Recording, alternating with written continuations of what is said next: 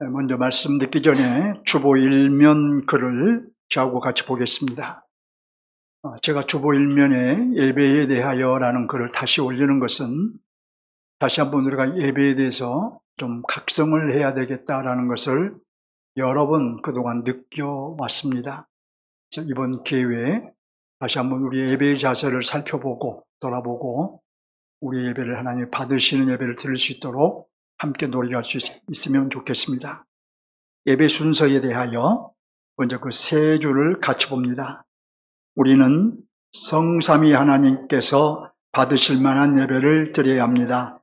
이를 위해서 우리는 뚜렷한 의식을 가지고 드려야 하고 우리의 예배의 순서도 합당한 질서가 있어야 합니다.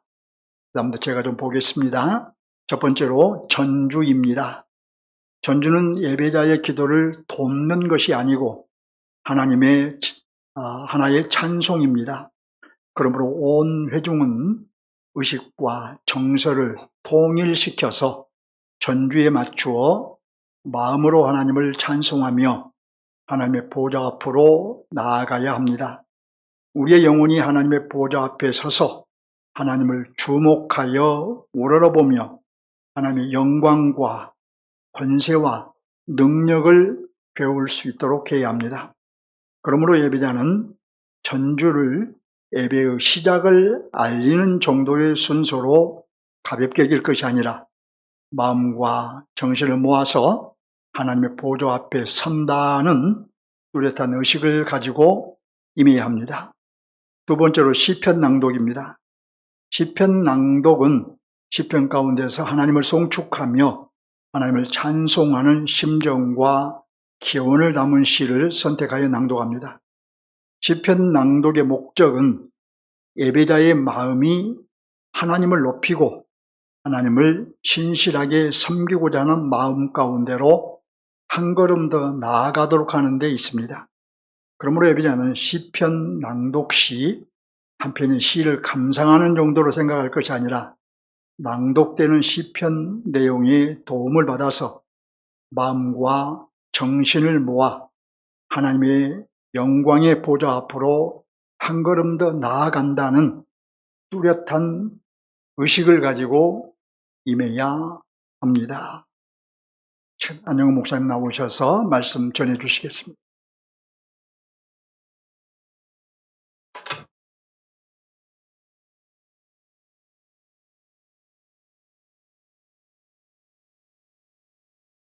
잠깐 기도하시겠습니다.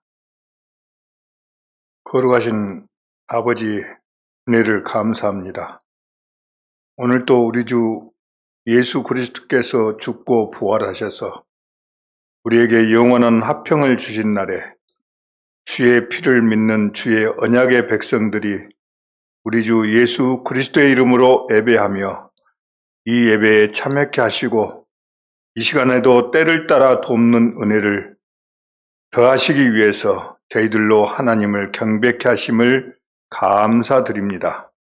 거룩하신 아버지여, 우리는 아직도 거룩하신 하나님 앞에 여러 가지 부족해서 영원한 안식을 소망하는 이날에도 땅의 것을 생각하며 육을 따라 살며 하나님 앞에 부족함이 참으로 많습니다. 하나님 아버지께서 우리 같은 죄인들을 사랑하셔서 아들을 주셨건만 우리들은 죄에 대한 감각도 무디며 하나님의 온전한 사랑에 대한 감사도 부족한 저희들입니다.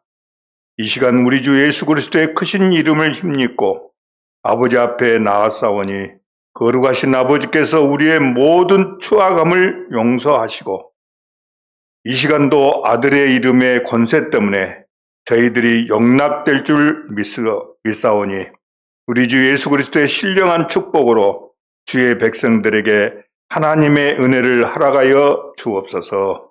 이 시간 어리석은 종이 말씀을 감당치 못하오나 주님의 긍휼하심을 따라 아버지께서 주신 은혜의 직무를 통해서 주의 백성들에게 말씀을 허락하시고 주의 백성들에게 있어야 할 은혜를 풍성히 허락하여 주옵소서. 예수 그리스도 이름으로 감사하며 기도드리옵나이다. 아멘.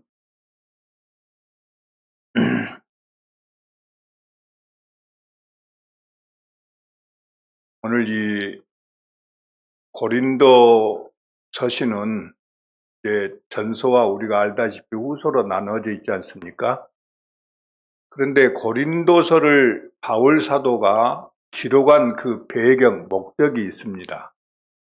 그건 무엇이냐면은 고린도 전서는 고린도 교회에 굉장히 많이 잡다한 여러 문제들이 많았어요. 그래서 바울이 하나님의 마음으로 목회를 하면서 이 고린도 교회의 그 모든 문제들을 소상하게 지적하면서 이렇게 하나님의 말씀을 따라라 살아라 하는 그런 교훈의 서신이 고린도 전서라면, 후서는 이제 바울 개인의 마음이 이 고린도 교회를 목회하면서 어떤 마음을 가지고서 이렇게 이 말씀을 증거했는가 하는 것을 기록하고 있는 바울 자신 본인의 개인의 심정을 후서에 가장 잘 나타나 있습니다. 그래서 고린도후서를 여러분들이 읽어보시면은 나라는 말 또는 내가라는 말이 굉장히 많이 나옵니다. 바울은 한마디로 그리스도 안에서 하나님의 마음을 품고 하나님의 그 아비된 심정으로 고린도 교회를 이렇게 목회했노라고 선언하고 있습니다. 오늘 우리 목사님들이 목회를 할 때 근본적인 우리의 나아갈 길은 바로 바울 사도처럼 아비의 마음을 가지고 진정으로 목회를 함이 바로 그 목사님에게 권위와 권능이 있다고 생각되어집니다. 그러지 않습니까? 큰 교회에서 목회한다고 권능이 있고 능력이 있는 거 아니에요. 정말 아까 우리 장로님이 기도하셨다시피 정말 이 복음의 말씀을 연구해서 바르게 증거할 수 있는 그런 목사님들이 가장 큰 능력 있는 하나님 앞에 능력자인 것입니다. 그런 의미로 여러분들은 참 행복한 사람들이란 것을 느끼고 항상 주님 앞에 감사하며 기도하시기를 바랍니다. 당시 고린도 교회 상황을 살펴보면은 교인들은 바울의 말을 듣지를 않습니다. 그래서 바울 사도는 애통하는 마음으로 큰 환난 중에 편지를 써서 보낸 것입니다. 바울이 어떤 위치에 있었느냐면 당시 바울은 로마로부터서 사형 선고를 받고 로마 황제 시위대 감옥에 갇혀 있었습니다.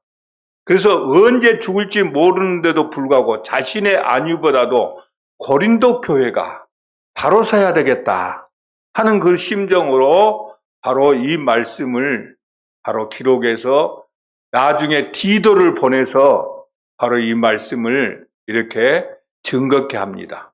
그래서 그 고린도 교회가 나중에는 디도를 통해서 들려오는 소식은 무엇이냐면 그들이 다 회개하고 정말 거짓 선생들을 다 물리치고 바울의 말씀대로 바른 진리에 서기를 원한다고 이렇게 디도를 통해서 굉장히 기쁜 소식을 전했던 것이 우리가 볼 수 있습니다. 그렇다면 고린도 교회는 고린도라는 도시가 어떤 상황이었느냐면 굉장히 우상 숭배가 흥행한 그런 도시였어요.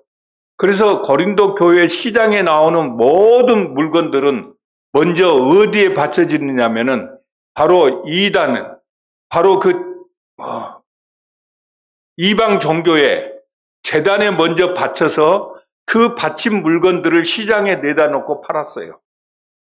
그러니 고린도 교회가 나중에 바울에게 뭐라 그러냐면 우리가 이 우상 숭배 재물을 어떻게 먹습니까? 어떻게 해야 됩니까? 그런 말이 나올 때 고린도전서에 뭐라 말씀합니까? 바울이 너희가 무엇을 먹든지 무엇을 마시든지 먹든지 마시든지 먹든지 안 먹든지 이렇게 표현되는 거예요. 마시든지 안 마시든지 무엇을 위해 살라? 하나님의 영광을 위해서 하라 그래요. 그런데 오늘 제가 처음 교회 나갔을 때요. 우리 한국교회 상황이 어떻냐면은 지금 우리 주일날 아무 양심의 거리낌 없이 가서 사서 먹고 다 하죠. 그렇죠? 그런데 이웃집이 예수를 안 믿는 집이에요. 그 집은 고사도 지내고 다 그럽니다. 고사떡을 돌립니다. 그러면 그때 당시에 교인들은 지금도 마찬가지예요. 이거 우상제물에서 안 먹습니다 하고 내쳐요. 그러면 주는 사람이 상처를 받겠죠?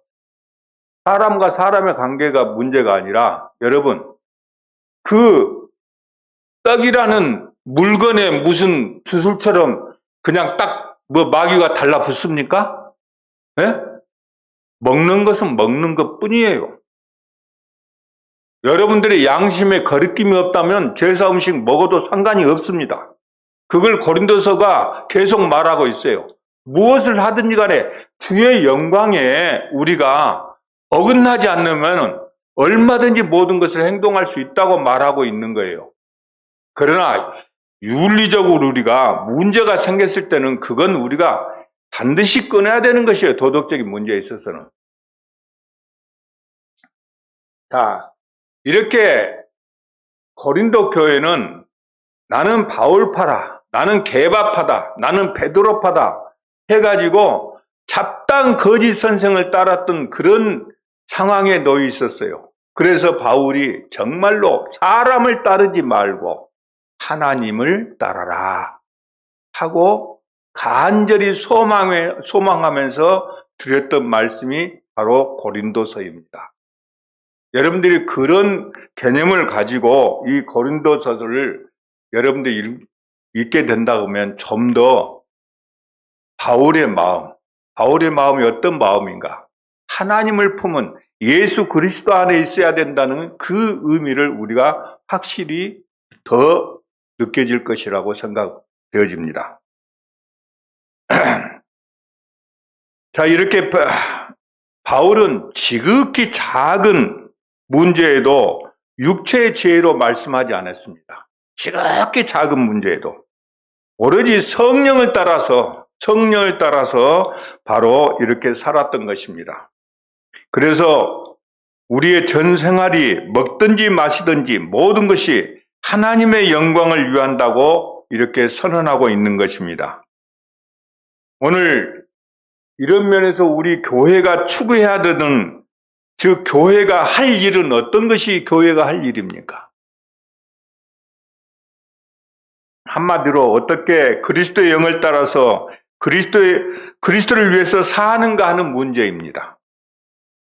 하나님의 영을 따라서 하나님을 사랑하고 이 원리를 따라서 살 수 있도록 바로 영의 자유함을 받도록 가르치는 것이 교회가 할 일입니다. 이런 정신이 없이 몇 개의 진리를 배운다고 해서 바로 그것은 진리에 이를 수가 없는 것입니다. 그것은 몇 가지 규칙에 불과한 것입니다. 오늘 제가 예배를 끝나고 집에 가면 제 아내가 침대에 누워서 여러 방송들을 봅니다. 기독교 방송을 보면 여러 교회가 설교를 하잖아요. 근데 제가 딱 그 목사님, 정말 세계에서 제일 큰 교회 목사인데 그 목사님 설교를 듣고 있다면 속이 상해요. 안 들었으면 좋겠는데 그 말은 못합니다. 제가 본인 스스로 깨닫기를 바랄 뿐이에요. 기도할 뿐입니다. 내가 여기서 우리 박 목사님 설교를 듣고 집에 가서 그 말씀을 듣노라 보면 그냥 속이 뒤집어진다 이 말이에요. 왜 그렇습니까? 복음이 아니에요. 어떤 도덕 규범을 가르치고 있어요.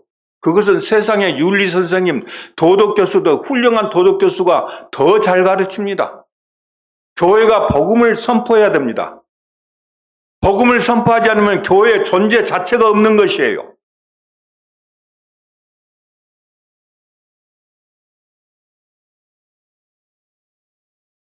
오늘 바울 서신서를 싹 보면은 로마서 같은 경우는 구원의 유대한 진리를 말씀하고 있습니다.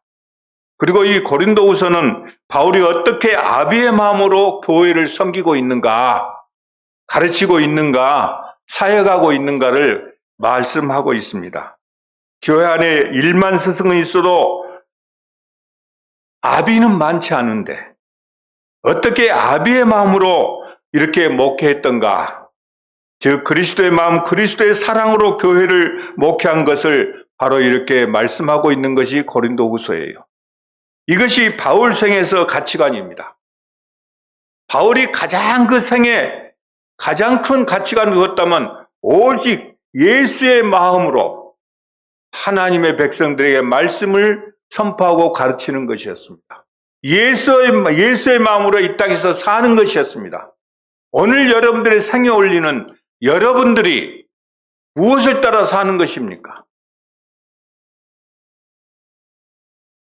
오늘 그렇다면 세상 사람들, 일반인의 가치관은 어떤 가치관을 따라서 합니까? 자기 영광을 위해서 살아요. 나를 위해서 사는 것이 모든 세상 사람들의 규칙이고 가치관입니다. 그러지 않습니까? 어떤 면에서 대통령이 되고자 하는 사람들도 세상 가운데서 보면 자기 영광이에요. 그러죠? 그러나 오늘 그리스도인들은 어떻게 살아야 됩니까? 하나님의 원칙을 따라서, 하나님의 생애 원리를 따라서, 하나님의 말씀하신 걸 따라서 사는 것이 우리 그리스도인들의 본분 아닙니까? 삶의 원칙 아닙니까?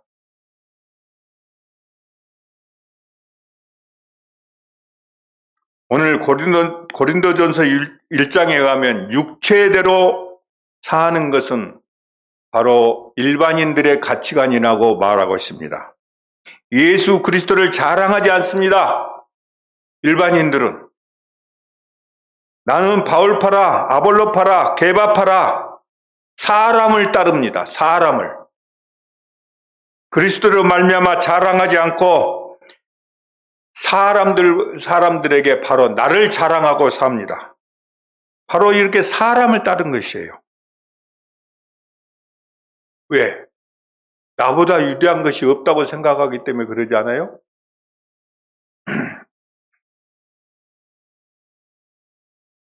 오늘 우리 한국교회는 철저하게 회개해야 됩니다.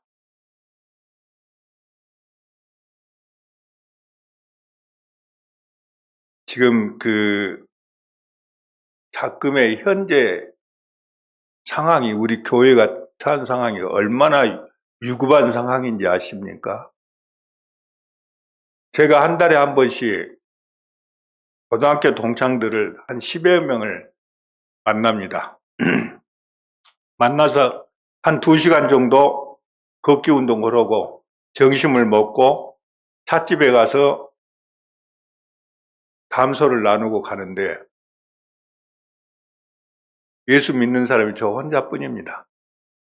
그래서 저에게 9명, 10명이 공격을 해요. 야, 정강훈이가 목사냐? 야, 천연보가 목사냐?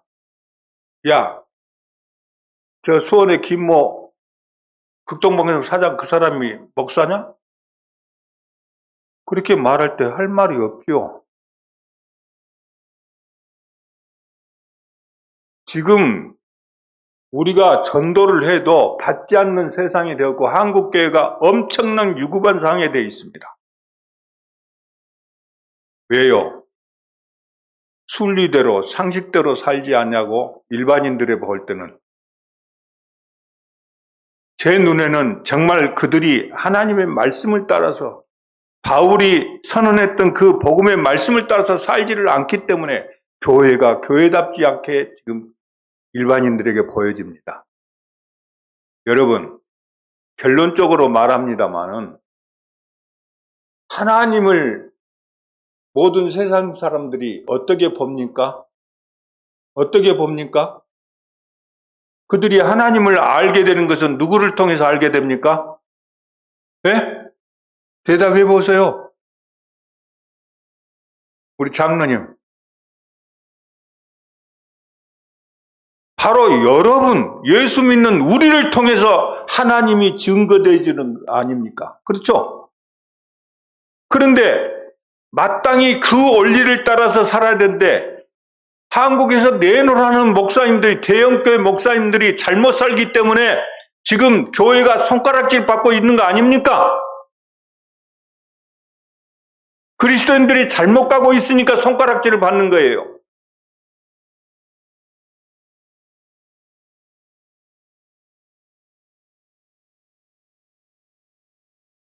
오늘 지금 우리 교회가요, 교회 밖에 귀족이 교회 안에 들어와서 귀족이 되어버린 현상이 있어요. 교회 나온 지 얼마 되지도 않는데 그 사람이 큰 관직을 가지고 있어요. 맞습니다. 목사님이 대대적인 선전합니다. 이런 분이 우리 교회에 입교했노라고. 뭐 때문에요? 우리 교회는 이렇게 능력이 있다고. 결국 목사님 자기 자랑이에요. 그리고 그분이 얼마 안 가서 안수집사 되고 장로, 장립을 받게 됩니다. 옛날에요, 남서울에 있는, 지금 그 반포에 있는 교회가 있어요. 그 교회에 목회했던 홍모 목사님께서 장로 장립을 시켰어요. 그 교회가 엄청 큰 교회거든요. 장로 장립을 시키는데 그 교회 사찰 집사님이 장립이 되어졌어요. 근데 사찰 집사님을 장로 시킬 때 많은 사람들이 반대했습니다. 근데 그 목사님께서 아니다. 이건 하나님께서 저분을 어떻게 사용하시는지 우리는 모른다. 그랬는데 그분이 장로로 피택이 되어졌습니다. 근데 그분이 아침에면 새벽이면 5시면 와가지고 그 큰 교회를 혼자서 다 관리하고 다른 분들 늦게 나오면 혼자 뭐라 하든지 그냥 섬기는 그런 것에 감동해서 하나님께서 장로를 시켜준 거예요. 오늘 장로가 계급입니까? 무엇 때문에 장로를 이렇게 피택합니까? 장로님은 계급이 아닙니다. 높은 분이 아니에요. 장로는 책임이 그만큼 더 중요하고 더 섬기라고 더 봉사하라고 일반 성도보다 집사보다는 더 많이 섬기라고 세우는 직분이 장로 직분이에요. 나 명예롭게 내 이름을 떨치기 위해서 장로라는 직분이 있는 것이 아니라 이 말입니다. 좀 더 낮아지고 좀 더 낮은 곳에서 봉사하라고 섬기라고.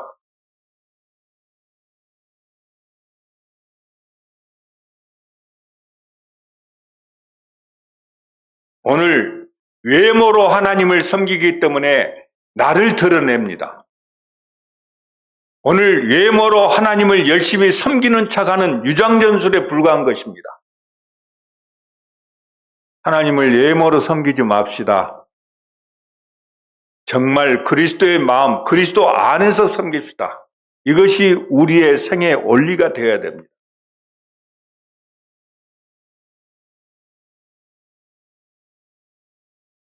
오늘 바울 사도는 그리스도의 사랑으로 목회를 한 것이에요. 그리스도의 사랑으로. 사랑은 생명입니다. 생명은 사랑이고요.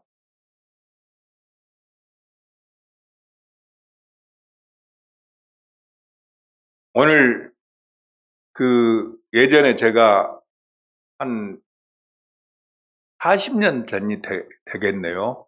저 사당동에 지하실에 한 20평쯤 되는 사무실을 얻어서 그래서 몇 명이서 말씀 연구를 이렇게 해왔습니다. 개혁 동호회라 해가지고.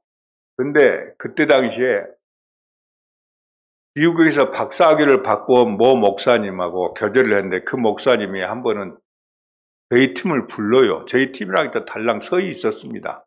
근데 세 사람이 갔는데 지금 경제적으로 어렵지 하고 말하면서 논문을 한 편 써달라고 그래요. 그래서 이게 무슨 논문을 저희들이 이걸 써야 됩니까? 했더니 이거 박사학위 논문인데 자네들이 좀 대피를 해주소.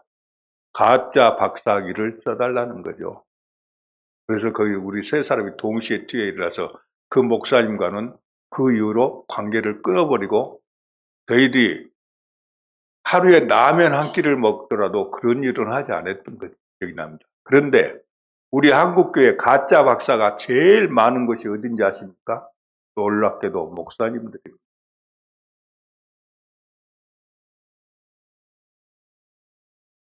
이거 심각하게 들어야 됩니다. 여러분, 목사보다 박사가 더 좋습니까? 목사 위에 박사입니까? 아닙니다. 목사보다 더 귀한 직책이 어디 있습니까? 우리 박 목사님은 여러분들 직접적인 이런 말을 못 하더라도 저야 할 수 있어요. 저도 목회할 때는 이런 말 하지 못했습니다. 답답해도. 한국계 실정이 그렇다 이 말입니다. 그러니 무슨 진리가 선포되겠습니까? 여러분들은 행복하게 사셔야 돼요. 행복해야 됩니다. 왜 날마다 호급의 진수가 쏟아지는데 왜 우리가 이렇게 힘을 잃고 살아야 됩니까?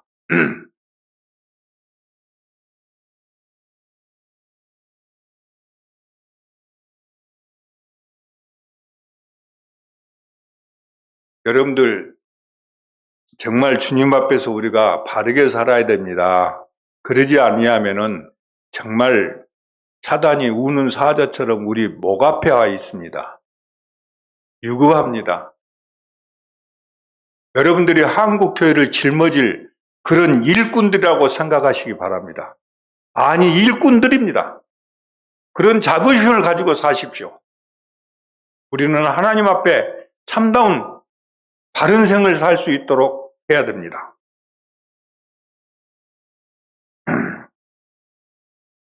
바울을 봅시다.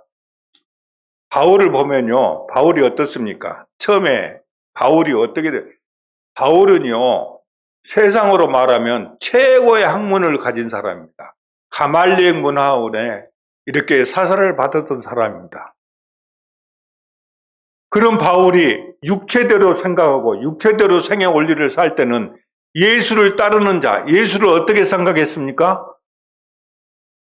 사단의 괴수라고 생각했어요. 그래서 예수를 따르는 자를 잡아 죽이기 위해서 그렇게 몸부림을 쳤던 사람이 바울입니다. 그런데 그가 예수를 따르는 자들 잡아 죽이기 위해서 가던 다메섹 도상에서 누구를 만납니까? 사울아, 사울아, 너는 왜 나를 이렇게 핍박하느냐? 오늘 대낮에 바울이 예수 그리스도 하나님을 만납니다. 대낮에 그 해보다도 더 빛나는 하나님의 그 광채가 바울을 내리쏠 때 바울은 거기서 고꾸라집니다. 그래서 바울이 고백합니다. 바울은 은혜가 깊어지면 은혜가 깊어질수록 그가 더 낮아지는 현상을 볼 수 있습니다. 처음에 그는 정말 나는 사도의 가장 마지막이다. 말세에 차 있는 사람이다. 이렇게 말을 해요. 그러나 그는 나중에 나는 이 사도직도 감당치 못하겠노라.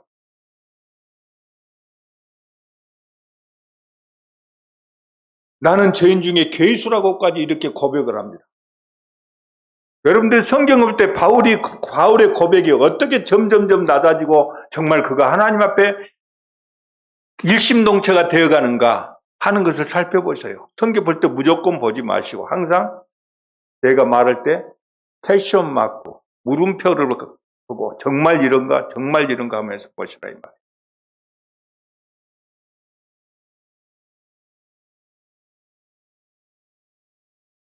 오늘 중생하기 전 바울은 육체를 따라서 하나님을 판단했습니다. 그래서 예수 그리스도를 이단의 괴수로 생각했지요. 예수를 따르는 제자들을 잡아 죽여야 한다고 생각했습니다. 오늘 다메섹 도상에서 낮의 해보다도 더 찬란한 빛 가운데서 사울아 사울아 너는 왜 나를 이렇게 핍박하느냐? 네가 핍박하는 바로 내가 예수라. 바울은 해보다도 찬란한 빛 가운데서 그리스도의 음성을 듣습니다. 바울은 그때 새로운 피조물로 거듭납니다.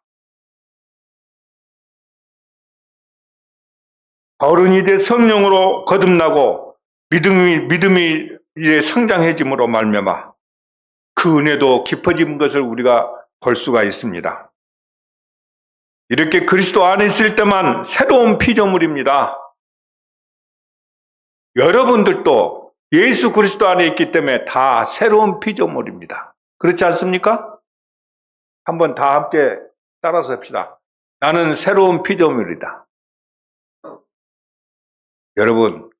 여러분이 새로운 피조물이에요. 예수 안에 있기 때문에. 예수 안에 벗어나면 새로운 피조물이 아닙니다. 우리는 누구든지 그리스도 안에 있으면 새로운 피조물입니다. 이전 것은 지나갔으니 보라 새 것이 되었도다. 이전 것은 다 지나갔습니다. 다 새 것이 됐습니다. 자, 새로운 피조물. 새로운 피조물로서 우리 여러분들이 정말로 느끼며 살고 있습니까? 날마다 감사하시고 날마다 행복하게 사십시오. 여러분들이 행복 속에 살 때 행운이 따른 것입니다. 행복하지 않고서는 행운이 없는 것이에요.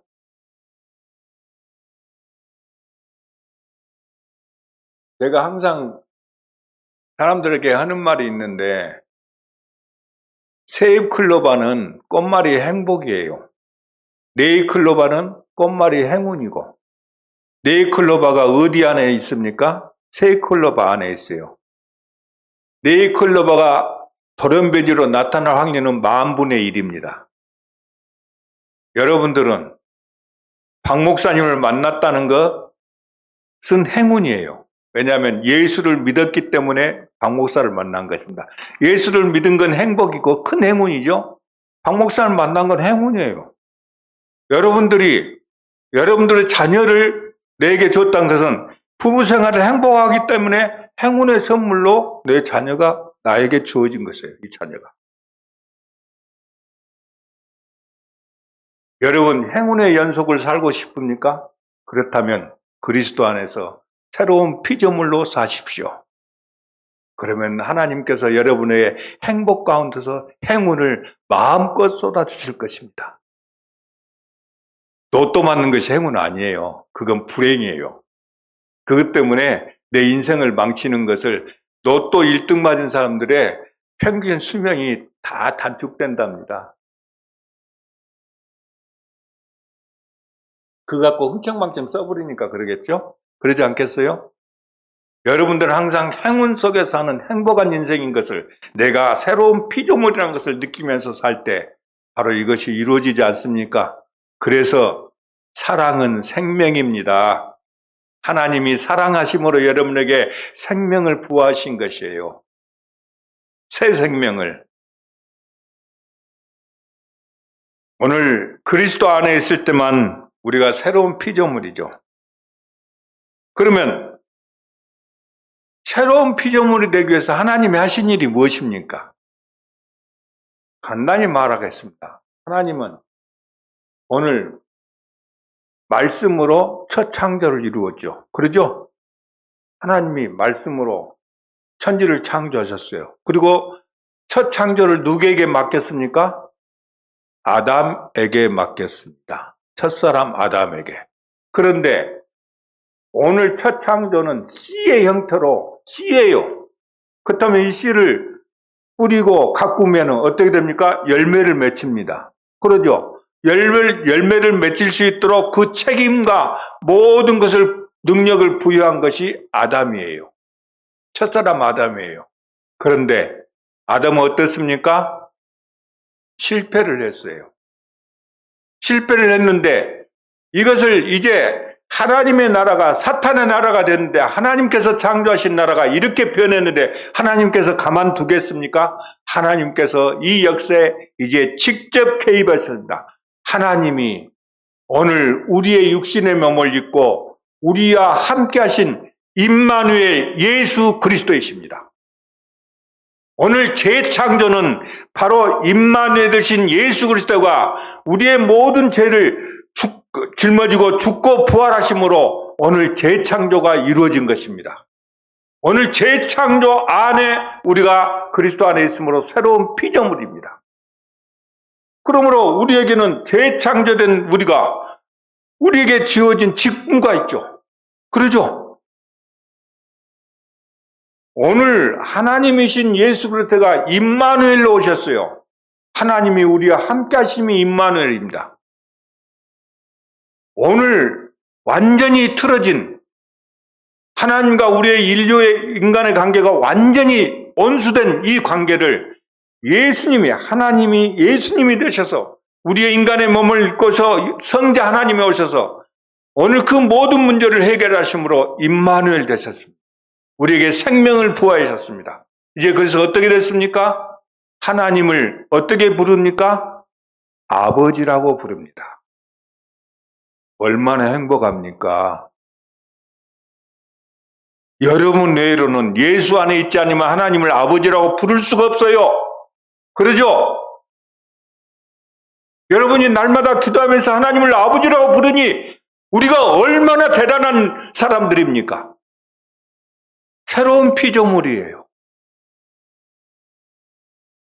하나님과 완전히 적이었는데 하나님과 예수 그리스도께서 이 땅에 오셔서 이 재창조를 완성하심으로 하나님과 화목되게 화평되게 만들었다 이 말이에요.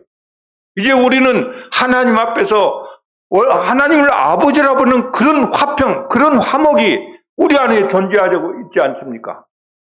그러니 새로운 피조물에게 주어진 첫 번째 직무가 무엇입니까? 우리 전부 19절을 한번 다 함께 읽어봅시다.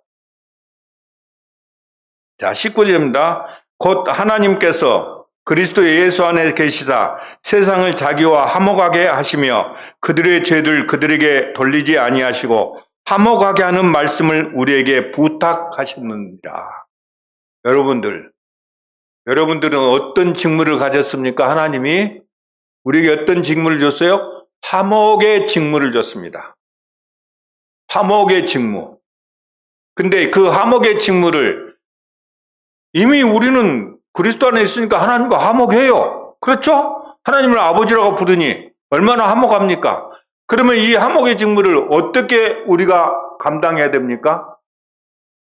예수를 안 믿는 사람들에게 여러분들이 바로 복음을 증거함으로 말미암아 그 사람들을 하나님과 화목케 하는 그런 직무를 우리가 가졌다 이 말입니다. 그렇다면 한번 여러분 주변을 한번 살펴봅시다. 과연 여러분들이 화목의 직무를 지금 성실하게 수행하고 있는지 여러분들 가족부터 한번 생각해 봅시다. 우리 교회에 제가 이렇게 보니까 남자분들은 한 10여 명뿐이 안 돼요.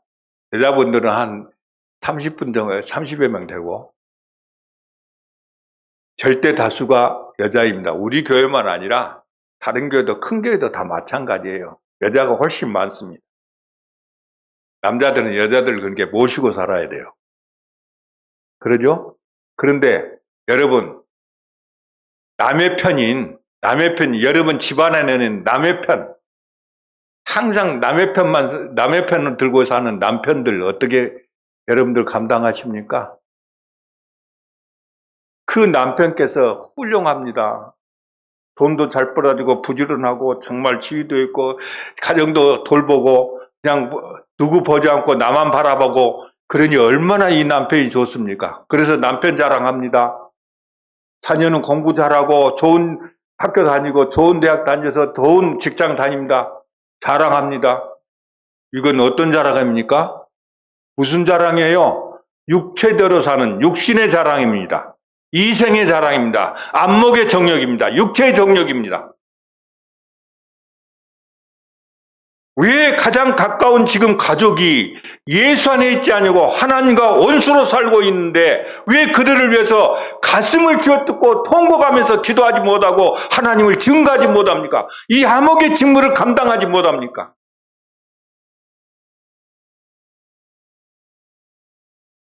여러분 우리 교회가 새로워져야 됩니다. 우리 교회들이 이 직무를 감당합시다. 그래야 우리가 삽니다. 그러기 위해서 우리를 하나님께서 부르셨습니다. 오늘 우리는 그리스도 안에서 새로운 피조물입니다. 예전 것은 다 지나갔고 새로운 것이 왔습니다. 여러분, 예수 안 믿는 사람들이 가정 이야기를 해서 그럽니다만 우리 막내 아들이요. 지금 인도네시아에 가 있어요. 작년에는 3개월 동안 남미를 여행하더니 이번에는 3개월 동안 중국을 거쳐서 갑자기 뭔 필요가 있어. 컴퓨터가 갑자기 문제가 있어서 내가 해결하지 못해서 전화를 했더니 안 받아요. 그러더니 톡이 오기를 아빠 보이스톡 할지 하면 보이스톡을 해요. 보이스톡을 했어요. 그랬더니 너 어디야? 그랬더니 지금 상해예요. 그래. 언제 갔어요? 그랬더니 지난주에 갔어요. 전전주에 갔어요. 언제 올 거야? 구정 전에 올 거예요. 그래서 전화로 문제를 해결했는데 경치 좋대요. 정말 좋대요. 예수 안 믿는 사람 정말 좋다고 말합니다. 내가 9월 달에 동해 무릉계곡 두타산 등산을 갔다 왔거든요. 그날 그 전날 비가 많이 와서 두타산 올라가는데 쌍폭포가 있고 그 위에 폭포가 있는데 쌍폭포에서 물이 엄청나게 쏟았는데 그렇게 멋질 수가 없어요. 그런데 같이 갔던 사람들 야 조물주 솜씨 놀라워 그러지 그 세상 속에서 이 첫 창조물 속에서는 하나님을 발견하지 못합니다. 나이아가라 폭포 보신 분들 얼마나 장엄합니까? 그랜드 캐는 얼마나 장엄합니까? 중국에 가서 보면 장각에 참으로 기가 막힙니다. 그런데도 거기를 보면서 거기에 새겨져 있는 하나님을 발견하지 못합니다. 조물주가 창조주를 말은 해도 그들은 바로 하나님 앞에 나오지를 않습니다. 첫 창조를 통해서는 예수 그리스도 하나님을 볼 수가 없어요. 느낄 수가 없어요. 만날 수가 없어요. 그러나 재창조, 예수 그리스도 안에서만이 하나님을 뵐 수 있는 것입니다. 그러니 여러분들이 재창조된 여러분들이 바로 하나님의 하목의 직무를 감당할 때 여러분의 가족이 먼저 무릎을 꿇을 것입니다. 그를 위해서 여러분들이 배나 10배나 노력을 해야 될 것입니다. 무엇로요? 그리스도의 영광의 광채를 여러분들 얼굴에서 봐야 됩니다. 여러분들 통해서 하나님을 봐야 됩니다. 그래야 우리가 하목의 직무를 감당할 수 있는 것입니다. 오늘 이를 위해서 우리가 그리스도 안에서 새로운 피조물됨에 가장 큰 직무가 하목의 직무입니다. 다 함께 따라서 하목의 직무 우리가 받았습니다. 아멘입니까? 기도하십시다.